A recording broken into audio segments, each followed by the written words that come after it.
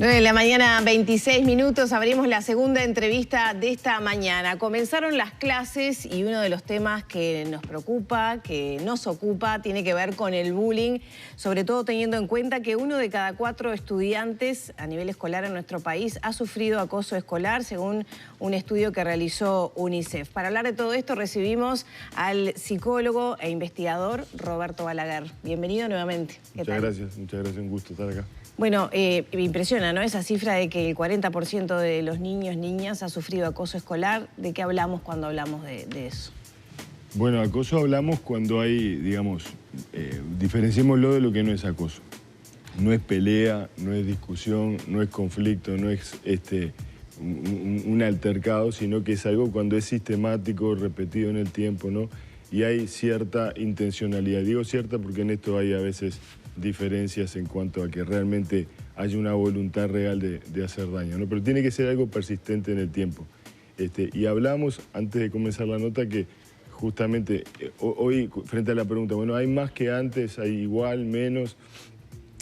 A mí no me resulta fácil esa respuesta, porque lo que sí hay muchas veces es como mayor y mejor identificación de situaciones y sobre todo una desnaturalización, ¿no? Es decir, antes, yo qué sé, cuando yo iba a la escuela, ¿no? eran cosas de niños, eran cosas de adolescentes, ¿no?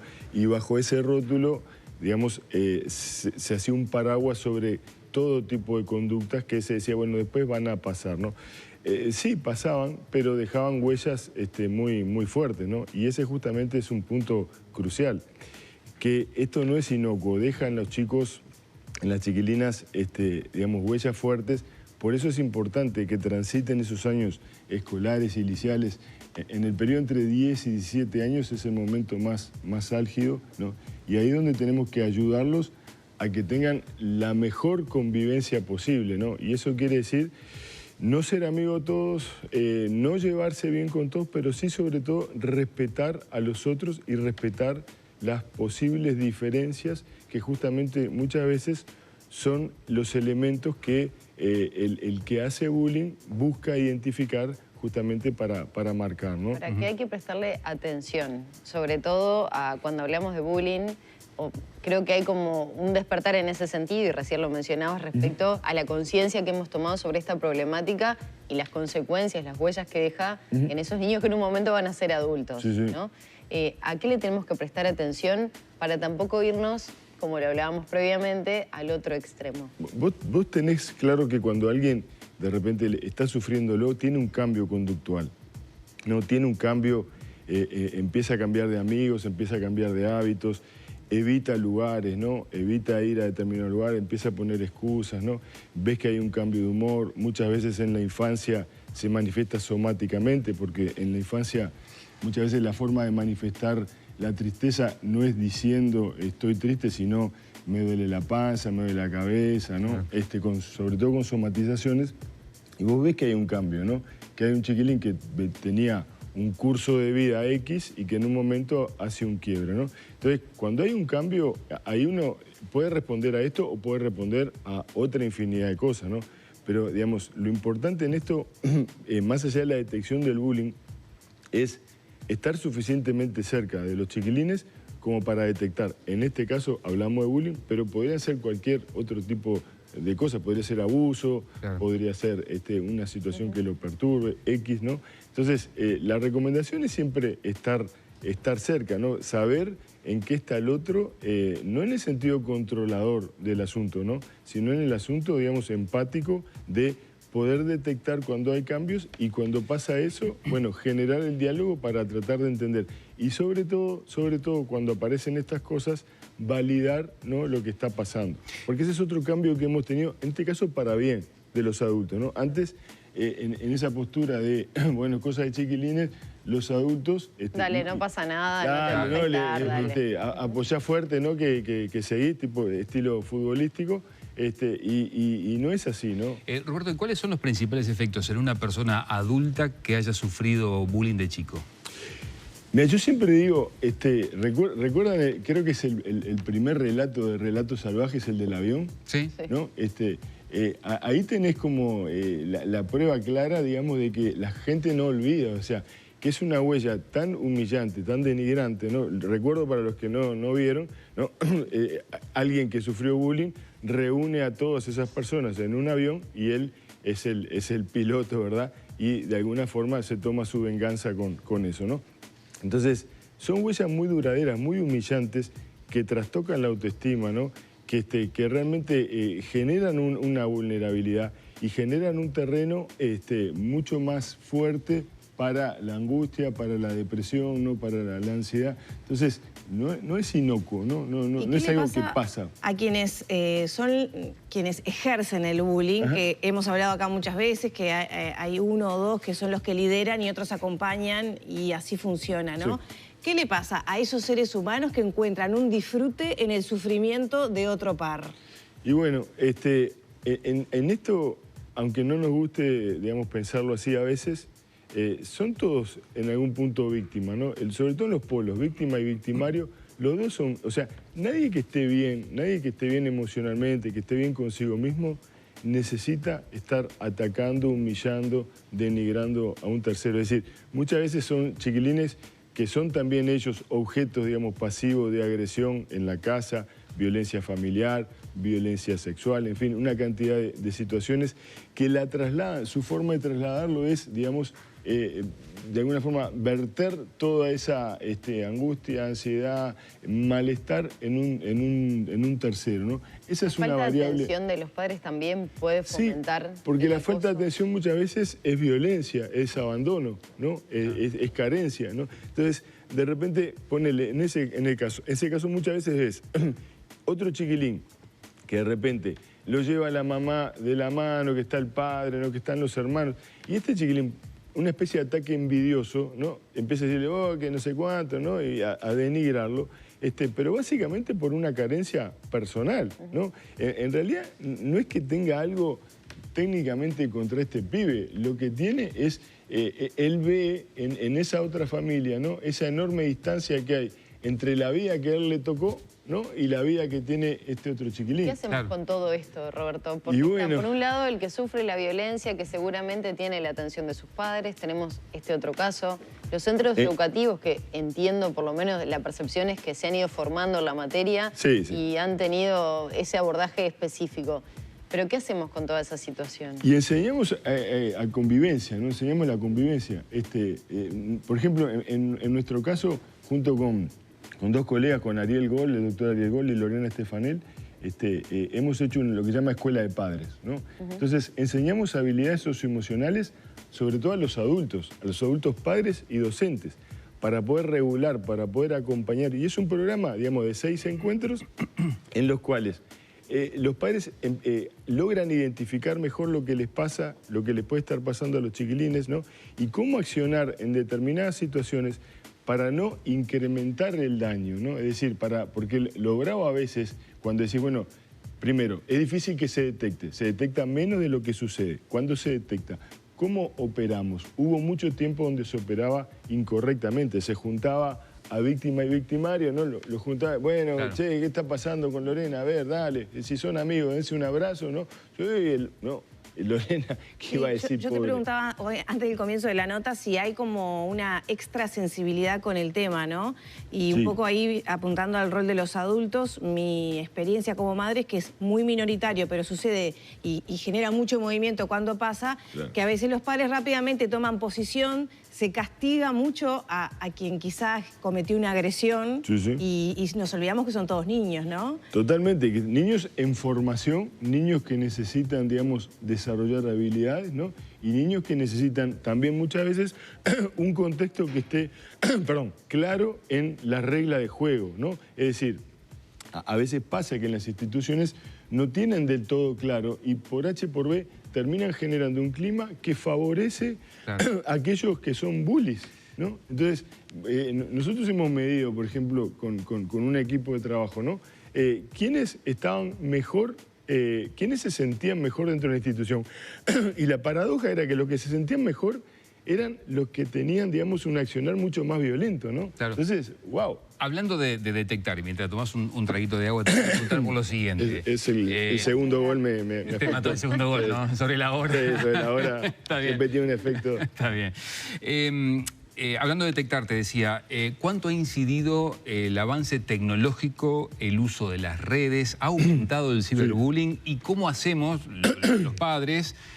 Porque eso es mucho más oculto. ¿A qué señales tenemos que estar pendientes? Queda a espaldas de los padres, queda oculto, por eso tenemos que hacer conversación, porque vos fíjate que es imposible seguirlos, o sea, es imposible controlar. Vos no podés podés hacerte una cuenta de Instagram trucha, ¿no? Y seguir a tus hijos y pretender que con violar eso un poco la intimidad también de ellos mismos. Claro, violar la intimidad, pero además es realmente imposible, ¿no? Vos tenés que generar diálogo sobre eso, ¿no? Hacer visible eso que pasa ahí, porque tiene efectos mucho más importantes, ¿no?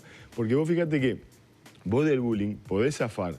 Yo puedo decidir, si me hacen bullying en el Canal 10, digo, no vengo más al Canal 10, ¿no?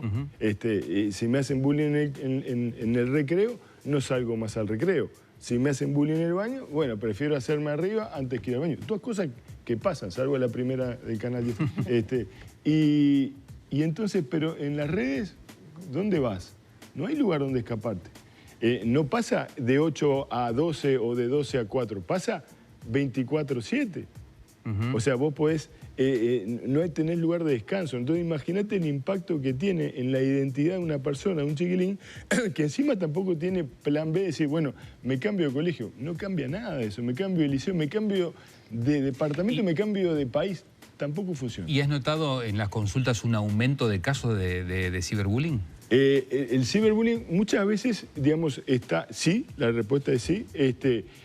Por suerte las instituciones en ese sentido, digamos, han logrado integrar eso, es decir, no es algo que pasa afuera. Bueno, ¿no? era algo que yo tenía planeado preguntarte, porque muchas veces esas cuestiones que suceden, por ejemplo, en grupos de WhatsApp entre niños, las instituciones también dicen, bueno, trabajo lo que pasó acá adentro y no afuera, porque si no, no podemos con yo todo. Durante años, digamos, haciendo consultoría con instituciones educativas, peleaba con eso, porque era la versión, digamos, 2.0 de se pelearon en la esquina. ¿Tenían uniforme o no tenían? Mire, uno sí y el otro no. O sea, ¿qué tiene que ver? Forman parte de la comunidad educativa. Lo que pasa en las redes, por más que pase en las redes, afecta a la comunidad educativa. De hecho, muchos de los conflictos hoy comienzan en las redes sociales y luego se trasladan al ámbito material de la clase. ¿Las consecuencias del ciberbullying vienen siendo peores que las que ya conocíamos? Yo creo que sí, porque ya te digo, primero, tiene una afectación duradera, queda ahí, te persigue, ¿no? Estás permanentemente monitoreando, te lo dicen los chiquilines, no sé, entré a determinado lugar y no sabía si esta gente había visto o no el video, con la sensación de que son personajes, se han vuelto personajes públicos, con memes, ¿no? En algunos casos, ¿no? Entonces, el impacto que tiene es muchísimo mayor y la afectación, digamos, de la vida normal y de la identidad es mucho mayor que aquel que decide, bueno, cortar con un grupo y dice, esta gente me trata mal, me voy a otro grupo y bueno, en ese grupo reinicia, empieza de vuelta. Acá el reinicio es muy complicado. ¿Y qué le decís a los papás que nos están mirando, a los abuelos que nos están mirando, que ven que sus hijos, sus nietos están mucho tiempo o con el celular o con la computadora, con los auriculares, se encierran en su cuarto? ¿Cómo rodear la situación, cómo acercarse y advertir, visualizar si hay efectivamente un ciberbullying contra el hijo o el nieto? Lo que decía hoy al comienzo, ¿no? Yo creo que, digamos, esas conversaciones sobre si hay o no, viste, un ataque, para el chiquilín, ¿no? Vamos a diferenciar, ¿no? Para el varón, por ejemplo, es muy humillante, ¿no? Es muy humillante tener que admitir que no está pudiendo resolver una situación. Entonces, muchas veces se oculta, ¿no? Para la chica, muchas veces es muy doloroso, ¿no? Ser traicionada, quedar afuera, el dolor que tiene, digamos, la traición de su mejor amiga que organiza tal cosa o que dijo tal otra, ¿no? Las sensaciones en uno y otro género, hay muchas compartidas y otras que son diferentes, ¿no? Por eso yo digo, más que, te diría, preocuparnos y ocuparnos del tema en especial, tenemos que estar suficientemente cerca para notar si hay un cambio de humor y que capaz que responde a esto, pero capaz que responde a otra cosa, ¿no? Y a veces lo que hoy tenemos, si querés, es también una generación de padres que está también muy conectado a las propias redes, muy conectado a sus propios Instagram, ¿no? A su propio, si querés, narcisismo, ¿no? Y generando mucho menos diálogos profundos sobre lo que pasa, ¿no? Entonces, si vos no tenés esa llegada, no tenés establecido ese vínculo de confianza, no te vas a enterar ni lo que pasa con el bullying, ni lo que pasa con la noviecita, lo que pasa con los amigos, lo que pasa con todo lo que vos quieras. Entonces, si le está pasando algo, seguramente, insisto, va a haber un cambio de conducta, va a haber un corte que te va a mostrar. Pero está bueno, ¿no? Digamos, creo que no poner el énfasis en tratar de detectar, sino en estar suficientemente cerca para ver, ¿no?, los cambios posibles de humor, de estado de ánimo, de situación de nuestros hijos. ¿Faltaría una hoja de ruta para abordar el tema a nivel nacional, digamos, de todo el sistema educativo, no solamente de improntas que tengan diferentes instituciones? Bueno, yo participo con un grupo de gente a esta altura muy grande, ¿no?, en lo que es la Ley de Educación Socioemocional, que es, digamos, tratar de incorporar justamente las habilidades socioemocionales como parte del currículum en las escuelas, ¿no?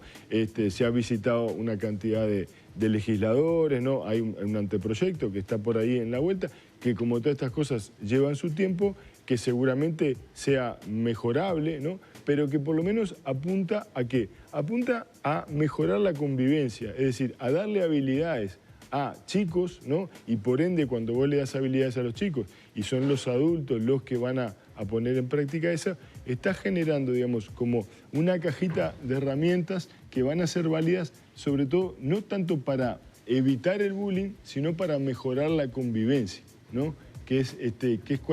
Digamos, las dos cosas resuelven un problema, pero uno pone el foco en el problema y el otro pone el foco en, bueno, que que el estar juntos no sea una coexistencia, que simplemente estemos, sino que aprendamos a estar con el otro, a respetarlo, ¿no? A ver sus luces y sus sombras, ver nuestras luces y nuestras sombras, ¿no? Y generar esos espacios que sean saludables. Bien, muchas gracias por estos minutos, Balaguer. Un gusto.